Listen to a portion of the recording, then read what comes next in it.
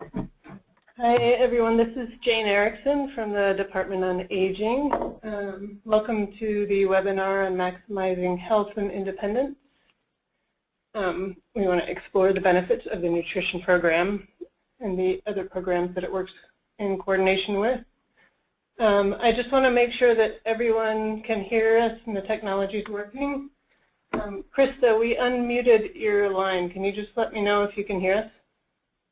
Yes, I can. Okay, thank you. And just raise your hand or send in a chat if there are any problems with the technology. I'll just start by reading to you the objectives of this webinar. We hope to assess the current lifelong link screening tools for nutrition opportunities, discuss nutrition resources, describe the role of nutrition in health and independence, create a system for identifying high nutrition risk individuals and options to reduce risk, and discuss approaches to facilitate receptivity to nutrition program interventions. And at this point, I'll turn it over to Carlene Russell. And actually, we're going to start with Ruth. And Ruth Thompson, and they'll take it away. Thank you. Hi. So I'm guessing that most of you have heard of Aging and Disability Resource Centers and probably Lifelong Links. Lifelong Links is Iowa's No Wrong Door model that is built upon our current ADRC, or Aging and Disability Resource Centers. It's a network of access points to services to help keep older Iowans and persons who are 18 or older with disabilities in their communities and living as independently and participating as fully in their community as they would like. There are kind of three ways of accessing Lifelong Links. One of them is through a toll-free number, 866-468-7887. The other is through the website, lifelonglinks.org. And then the other way is through local access points. And all of our area agencies on aging are now local access points for Lifelong Links. And the purpose for Lifelong Links, I mean, aside from helping people find the resources that they need to live in their communities, is the overarching purpose is to avoid or delay premature spin down into Medicaid or premature or inappropriate institutional placement. And I'm not sure how many of you are using the Level 1 and Level 2 assessment tool. It's a form that the two the pilot ADRCs, Heritage and NEI 3A, worked with the department to develop sort of an intake form for options counseling. And on this slide, I've kind of cut and pasted portions of that tool. And let's go ahead and advance to the next screen, because we're not going to really talk about them now.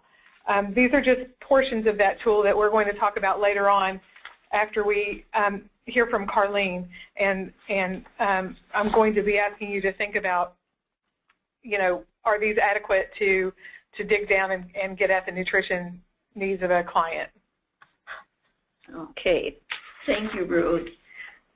And what I'm going to do is give you an overview of nutrition and hopefully just highlight the importance of looking for ways to help people improve their nutrition.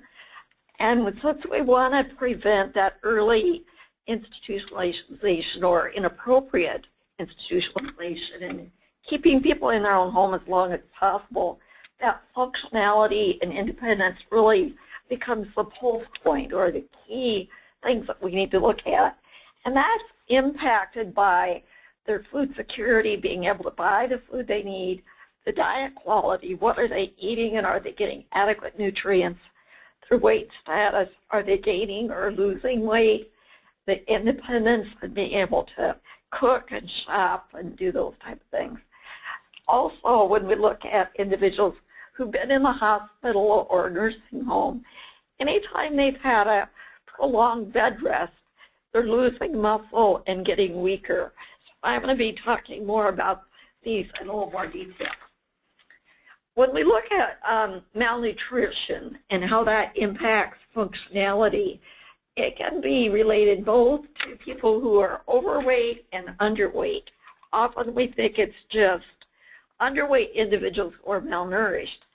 But you can have an older person who really has lost a lot of muscle and no longer have enough muscle to stand, walk, or transfer. And that, so it limits their muscle strength and their stamina.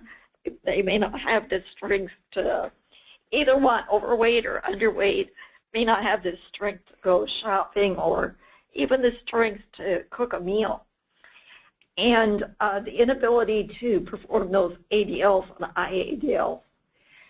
When you think of heavy objects, even a frying pan or a gallon of milk may be too heavy to lift for some individuals. And this increases their dependencies on others to do their daily activities for them. And also, the weaker they are, those legs become wobbly, they're more apt to fall and have a fracture, and then that really has a negative impact on their life. And many people die after a fall, but most then are never as independent as they were before. So it also impacts their quality of life and health care costs. I wanted to show you what I think is a really interesting way to illustrate this. The top picture is a cross-section of a leg muscle of a 26-year-old. And that, you often compare that with like looking at a good steak. But if you look at that, and it's really a solid piece of muscle, and there's a really faint white line around that. And that would be the skin and maybe just a little bit of fat. And you would see that on a steak. But the 81-year-old, look at the white line around there. It's much more area around the muscle, and that's most likely the fat. It doesn't show up on this type of scan. So there's more muscle. And notice the quality of the muscle. There's a lot of road, so to speak, and that really would be like marbling fat on a steak. And what happens when that fat is marbled through the muscle is not as strong. This can be a normal aging process, but also it happens with disuse. So anytime a person is not using those muscles and fat has the ability to deposit, it often is depositing within the muscle, so it becomes weak. Things that like regular physical activity and using those leg muscles will help prevent that. And research has shown that even though it's normal to lose muscle as you age, those people who are on a regular walking program or doing some physical activity can preserve that muscle way into their later years.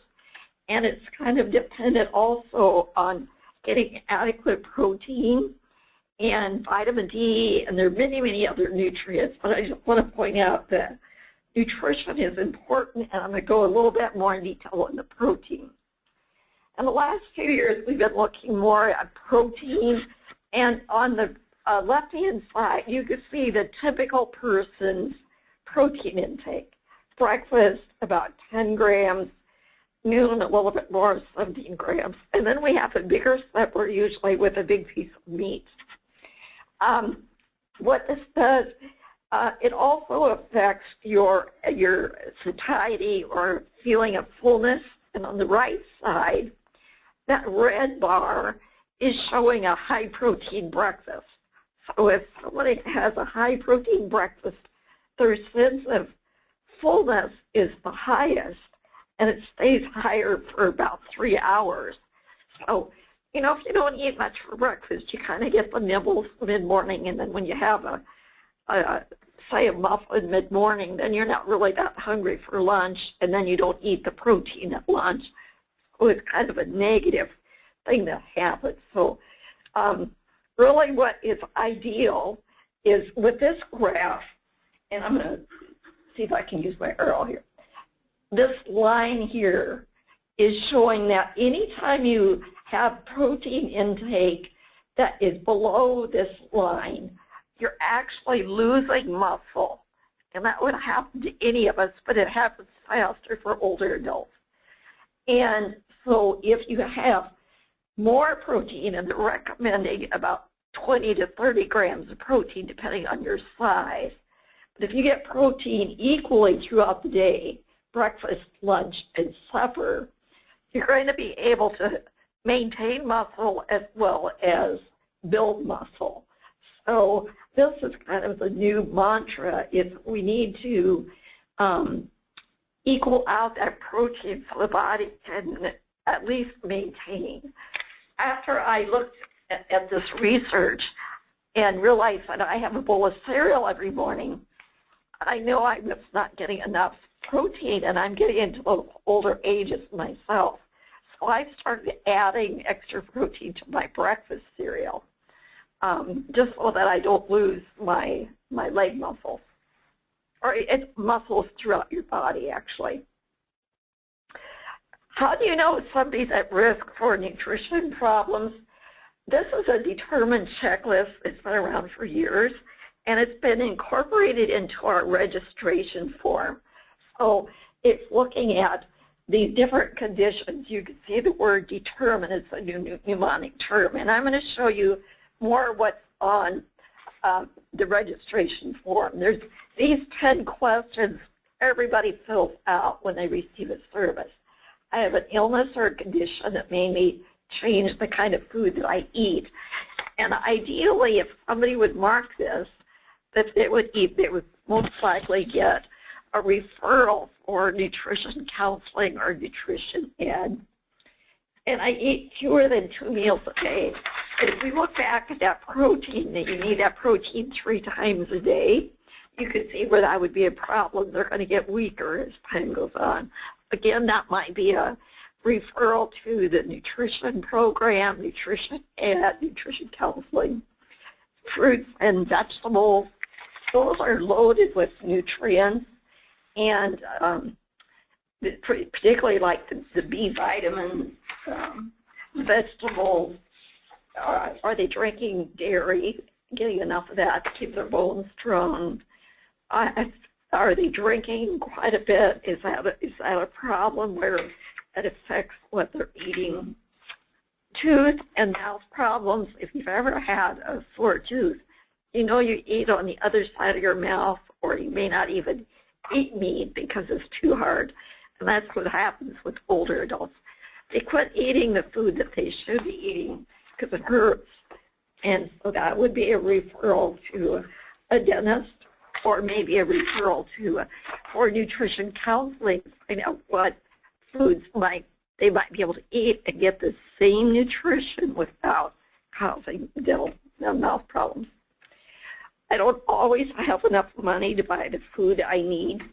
This is a really important question, in that I'm going to show you in the next couple of slides what food insecurity, not having enough money to buy food, is really a big deal. And that could mean a referral to DHS for food stamps. Right now, the food bank has a contract with DHS to do outreach, and you can have speakers come in and talk about food assistance or the food stamp program. Eating alone most of the time is a risk factor, and I think each of you can relate to this. When you're home alone, you probably will snack versus fix a full meal. So that is a risk factor. Take 3 or more medications. Many times those meds can affect your appetite. It can make you feel constipated, make the food taste funny. When that happens, you're just not eating right. So that could mean a referral to somebody to evaluate the meds, or it could be a referral to the nutrition, a dietitian for nutrition counseling to find out how they might be able to work around some of those meds that have special dietary recommendations. And I've lost or gained 10 pounds in the last 6 months without wanting to. If you're losing weight and you're trying to, that's different. but a lot of older adults are losing weight and they don't plan on it. So that really would be a trigger for nutrition counseling. The people who are gaining weight, often that may be things like fluid retention with congestive heart failure. And again, a nutrition counseling could help look to see if there's something in the diet that's helping. Also, a medical evaluation to see if they have other things going on. So there are many community programs that could be helpful and could be referred to clients could be referred to. And of course, our older American Act programs being the home and delivered, congregate and home delivered meal programs. We offer the nutrition ed and nutrition counseling. Food assistance is a food stamp program. You can access that on registration form online. Also, the Senior Farmers Market program, very popular. Agencies right now are inundated with applications for this program. But it is helpful. It gives a little bit of money to buy some more fresh produce. The food bank, I think not everybody knows about the food bank and the food pantries where people can go and get extra food if they need that. There's also a share program which encourages people to volunteer 2 hours a month, and it will help you identify what might be a volunteer project. And then you're eligible to buy a box of food, which could have meat and fresh produce at about half the cost. And some places offer shopping assistance. I know some of the Hy-Vees for a fee will then do your grocery shopping and deliver your groceries.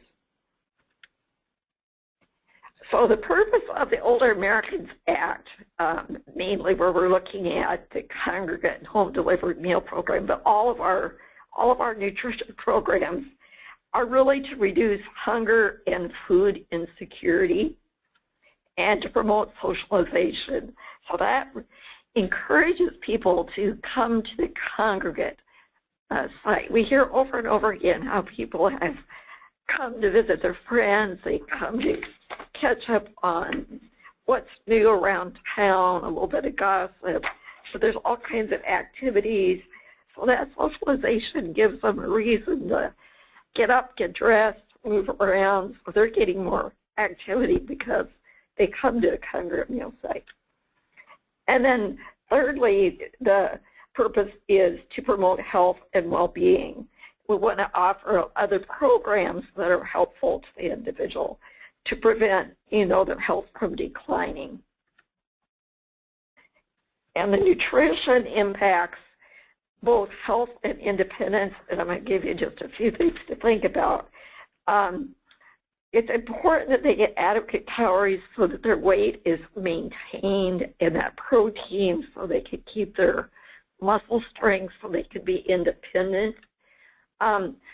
The variety of fruits and vegetables become really important. Just a few highlights of what's going on with the good nutrition of fruits and vegetables. They're loaded with potassium, and actually potassium can be very helpful in controlling blood pressure. Even if you're eating some high-salt foods, the potassium seems to protect against that higher sodium intake. The B vitamins, I think we often forget about what these are doing for us, but the B vitamins can help with our cognitive status.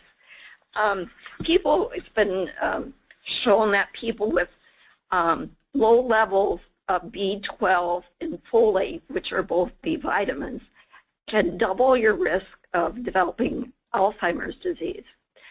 B12 is associated with low levels of B12 have been associated with cognitive decline, and it's also related to anemia and fatigue, so being tired, and definitely those do impact your level of independence.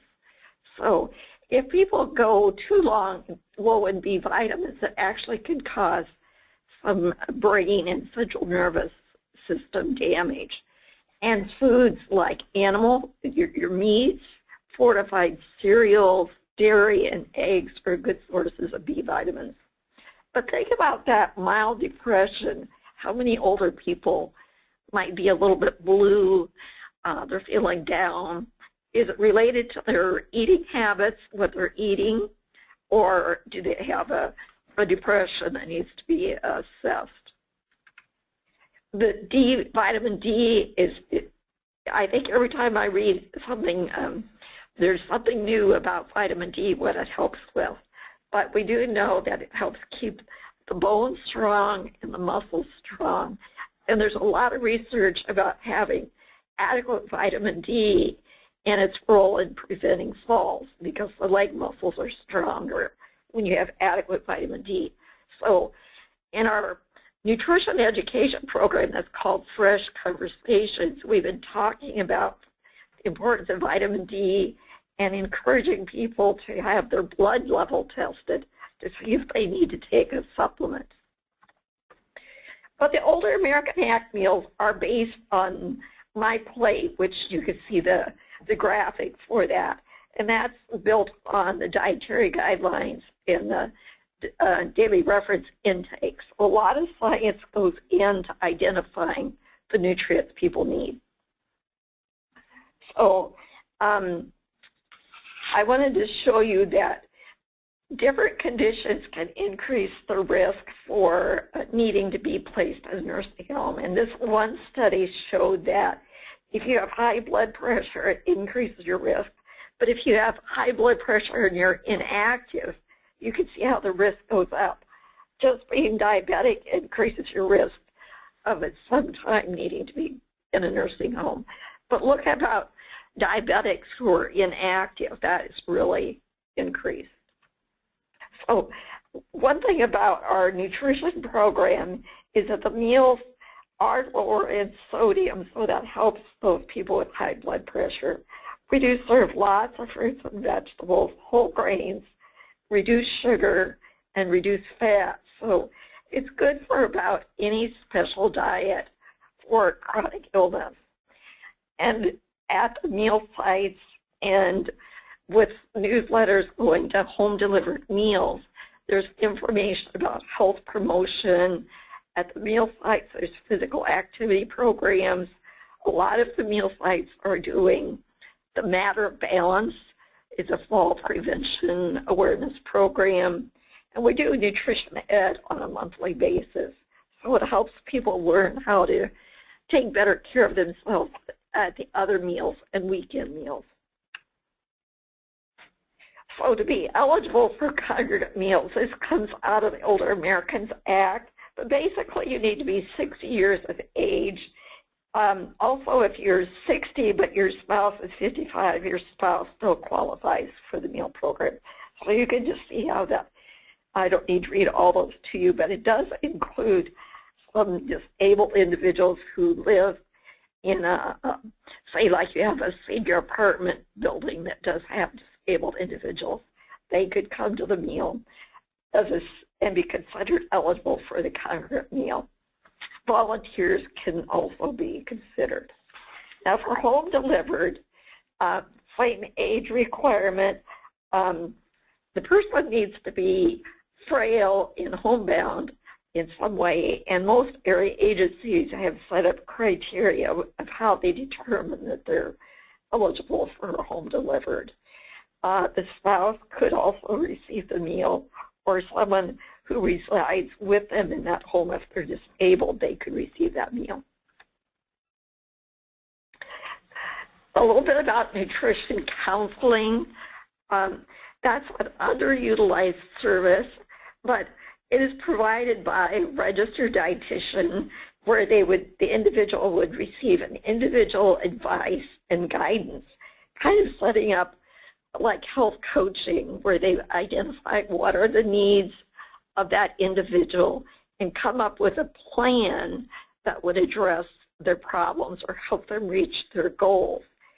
And it's designed for those people who may have health problems, or they may not be eating right, or they need to improve their nutrition status. So you've done the determined checklist and they've got a high risk, then if they are referred to a dietitian, the dietitian then would work with them individually to address those risk factors.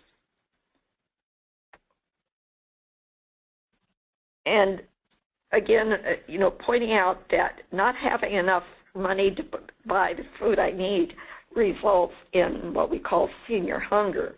And people who are not really having enough money to buy the food they need, they're in poor health, they don't eat the right amount of nutrients, and that impacts their independence. And one research showed that, or the review of all this data that was collected on food insecure seniors showed that being at risk for hunger ages people by 14 years. And if you think about not getting the right nutrients, their body isn't functioning quite up to speed, and they start to decline faster. In fact, it would be equivalent to a 64-year-old being the age of a physical age of a 78-year-old. So when we want to keep people independent and in their homes, again, nutrition can be a key part in doing that. So these are some questions you might consider. The research has a long list of validated questions, both for families, and these questions are more geared for households of older adults. And they would ask, in the last 30 days, how often is this statement true? The food we bought did not last, and we didn't have money to get more. How often is this statement true? We couldn't afford to eat a balanced meal. Or are there people in your household that had to cut the size of their meal because there wasn't enough money to buy food? So, do you or other adults in your household ever skip a meal because there wasn't enough money? Do you ever eat less than you felt you should because there wasn't enough money for food? Were you ever hungry but didn't eat because you couldn't afford enough food? So those are some things to think about to really identify if they're food insecure. This chart is from the Administration on Aging, so it would be from the data that we send in. What they found was that nationwide, congregate meal participants are in the middle column. 8% receive food stamps, 19% of home delivered receive food stamps. That meal provides about half or more of the total food that they get for the day. And congregate, that's 51%. That's true in 61. Now, Aging Resources just did a survey a couple of months ago, and those numbers were a lot higher. They were finding that, see, I've got my numbers here, about 84% of congregate and 94% of home delivered said that that meal that they received was the primary meal of the day.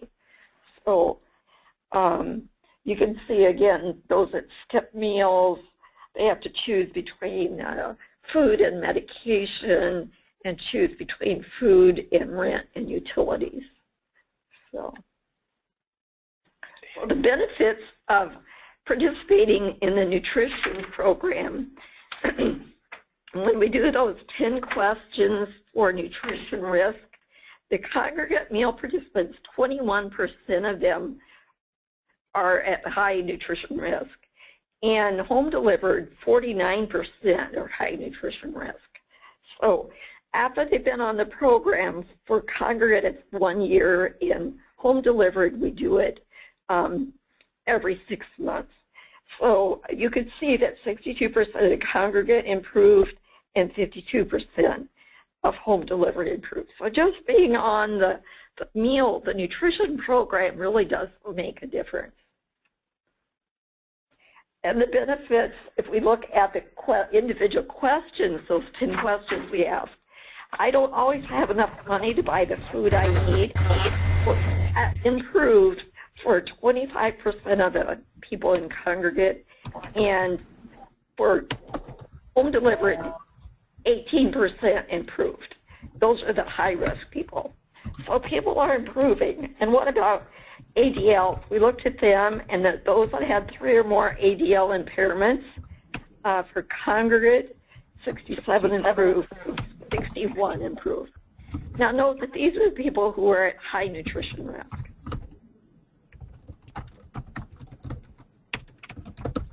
And that's moving that forward.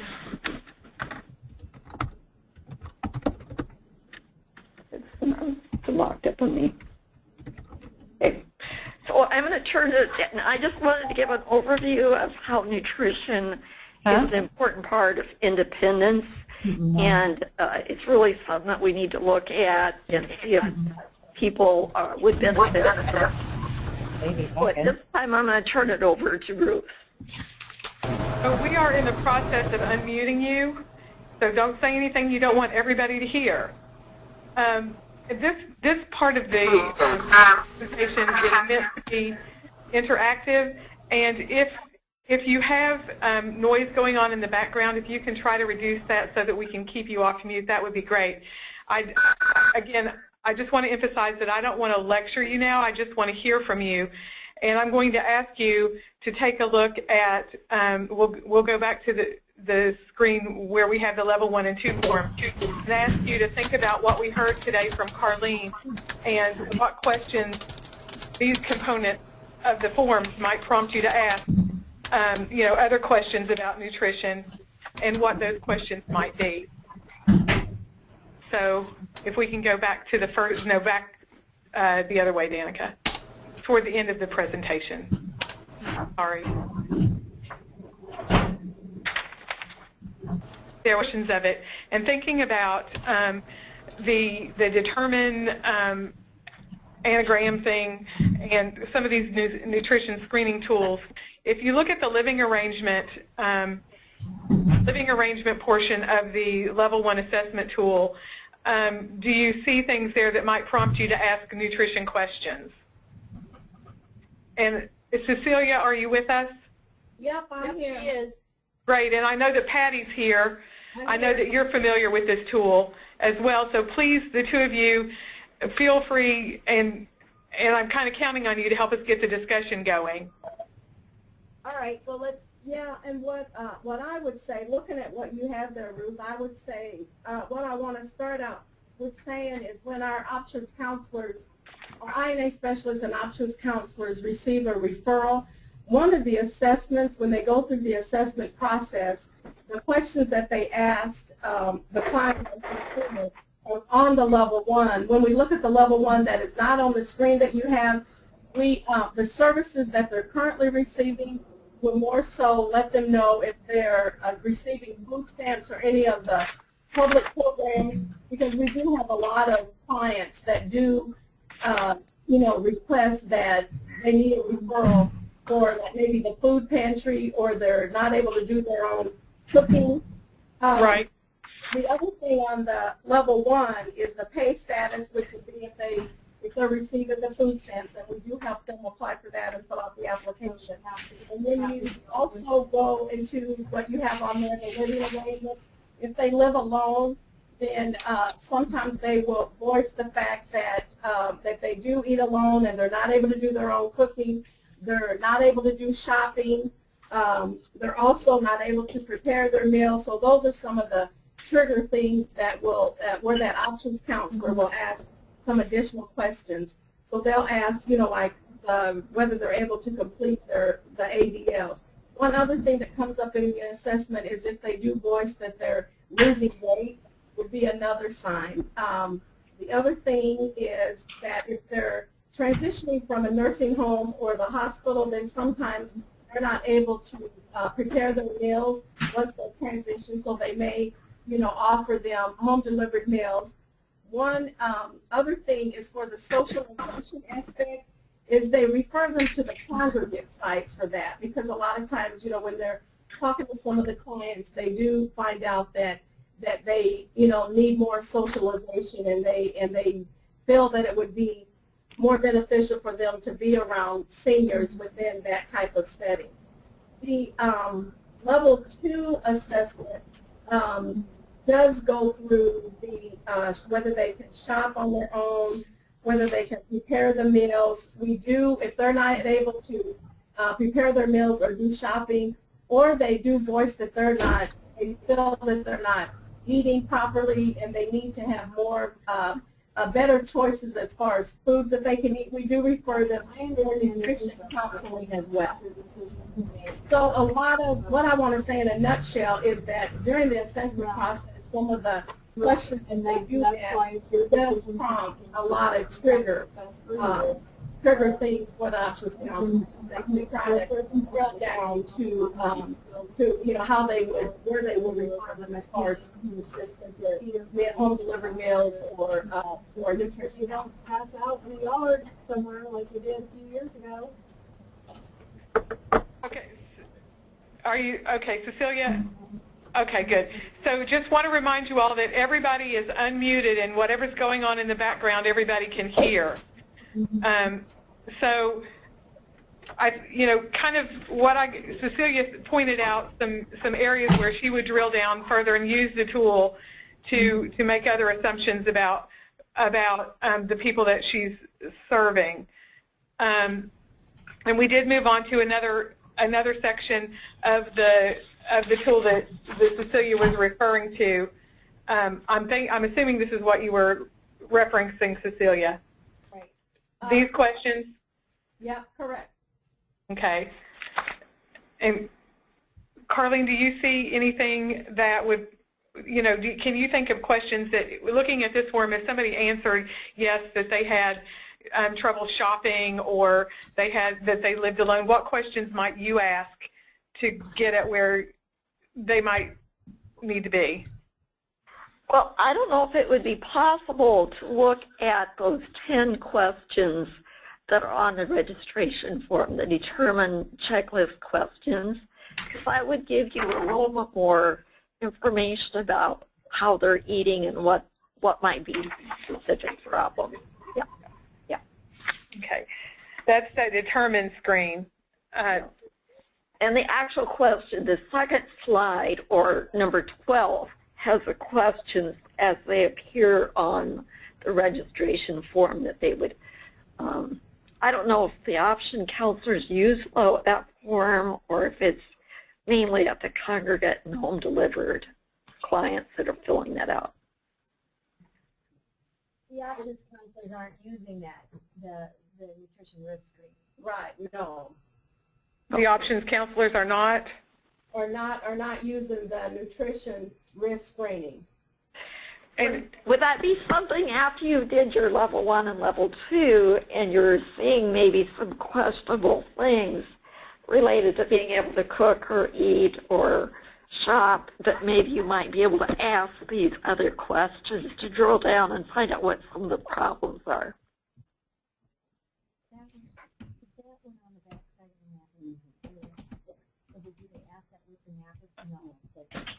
okay.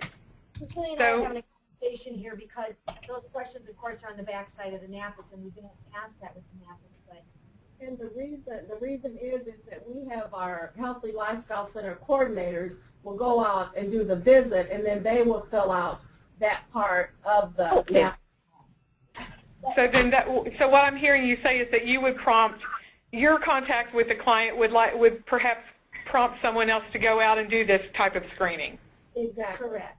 And one of the things that I picked up when Cecilia was talking about level 1, when you look at, like, let's say somebody calls into INA and says, I need help to I got to figure out how I'm going to pay for my dentures.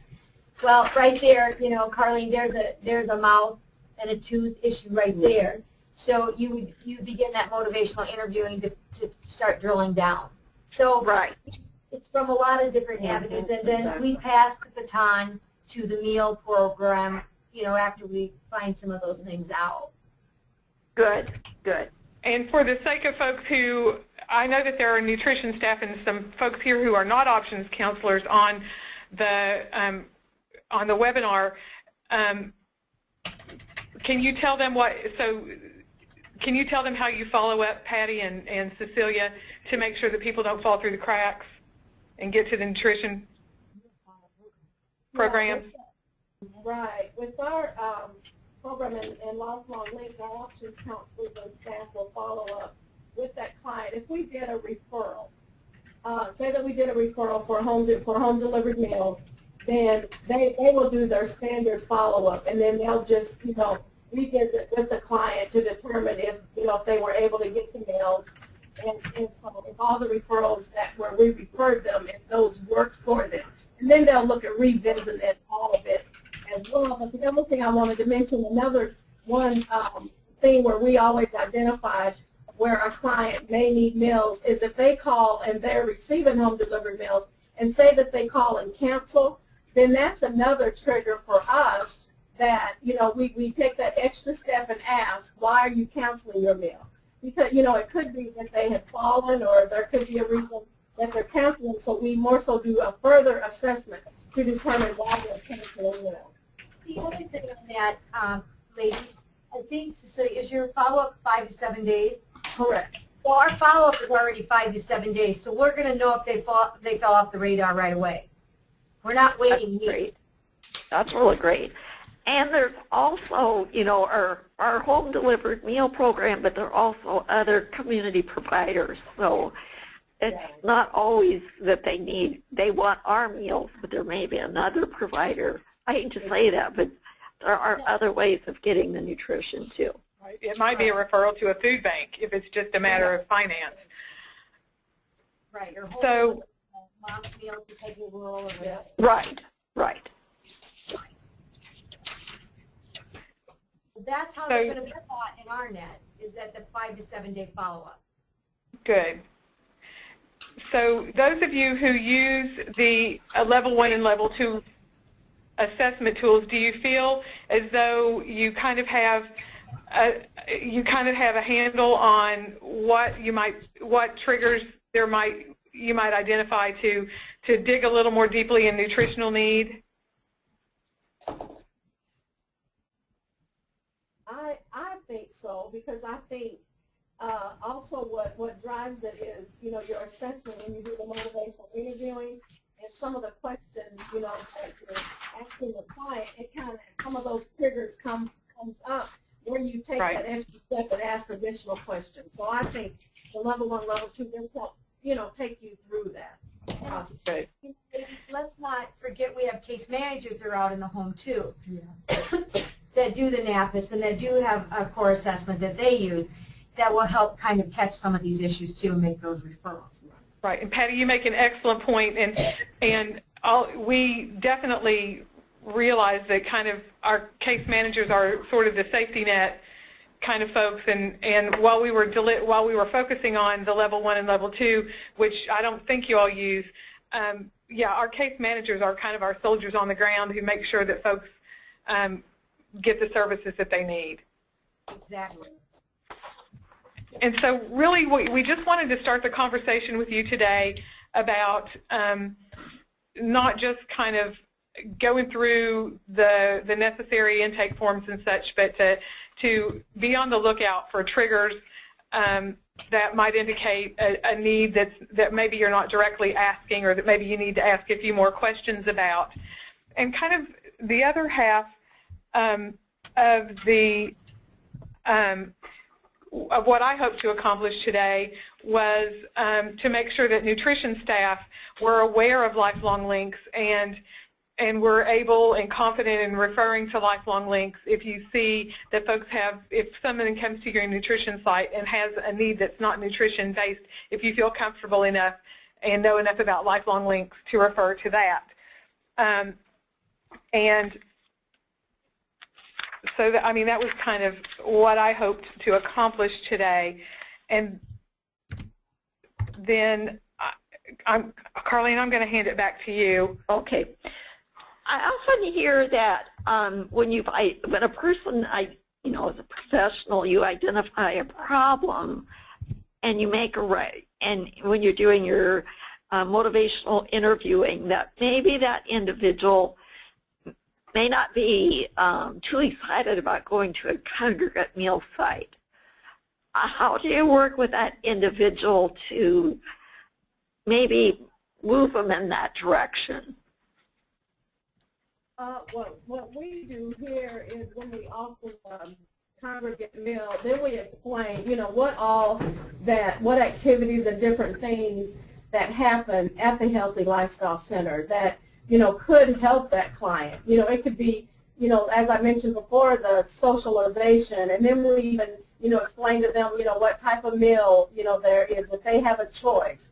It's not, they have, they can pick whichever meal that they want that, where there's different items. So we always say that it's all about choice for the client.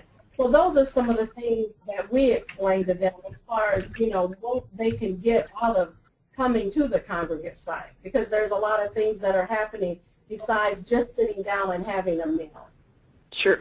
And it seems like if you're using that motivational interviewing, it's all based on what the client wants. And usually they have a goal that they want to get their strength back, or they want to do this or that. And that should fit right into what their personal goals are. Is that correct? Yeah, that's good. I'd like to hear from some of the other area agencies. Are you doing similar things, or how do you view this?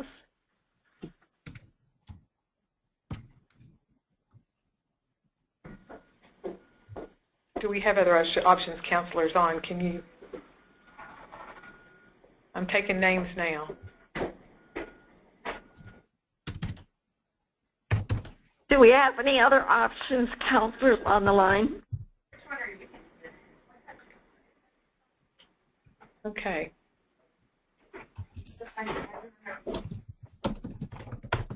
Any case managers? I'm curious as to how you introduce the program and maybe move that person towards making a decision to come to the meal program. I got case managers on. I don't know if they're going to speak up, but I can call on them. Call them out, Patty. All right, Amy Mullen, can you respond to that?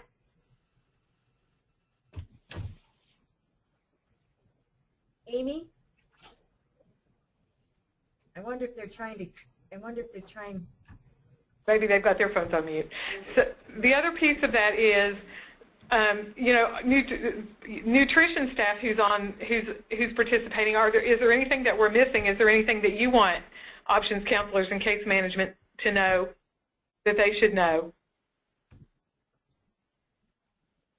Ruth, I just found out why Amy couldn't talk is because she didn't dial in, but she's in here now. Amy, they were kind of wondering, how do you as case managers introduce the home delivered meal program or the congregate setting either one? Well, I just, in the course of our conversation, if they're talking to me about not being able to afford food, or they don't feel like they can afford nutritious food, I just offer, I tell them what their options are and tell them what kind of meals they have. And with the congregate meal setting, I tell them that there's a meal, there's activities, there's people that they can interact with. Are they pretty receptive and willing to try that? Most of the time they are. Good, good. Thanks. You're welcome. Tintail. Any other area agencies would like to hear what you're doing? If you are trying to talk and you're having difficulty, you can also type in the chat, and we can share what you've typed.